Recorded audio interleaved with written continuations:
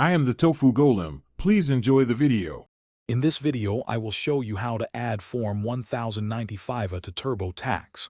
This form is crucial if you purchased health insurance through a government marketplace, as it details your coverage and any advance payments of the premium tax credit.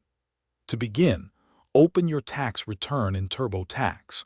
Then, navigate to the Federal section, select Deductions and Credits, and look for the Affordable Care Act Form 1095A option. You can also use the search bar for 1095A to jump directly there. Once you're in the 1095A section, you'll need to carefully enter the information from your physical form. Start by inputting the marketplace identifier and your policy number, found in boxes 1 and 2.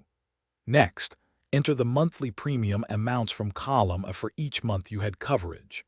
It's also vital to include the second lowest cost silver plan, or SLCSB, from column B, as this figure is used to calculate your premium tax credit. After entering your details, TurboTax will use this information to calculate your premium tax credit.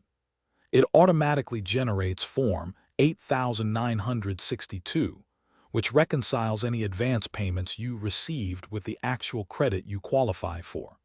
It's very important to review all the entered amounts against your physical Form 1095 to ensure accuracy. Double-check each monthly entry for premiums and the second lowest cost silver plan to avoid any discrepancies. As you near completion, confirm that all individuals covered under your health insurance policy are correctly listed within TurboTax.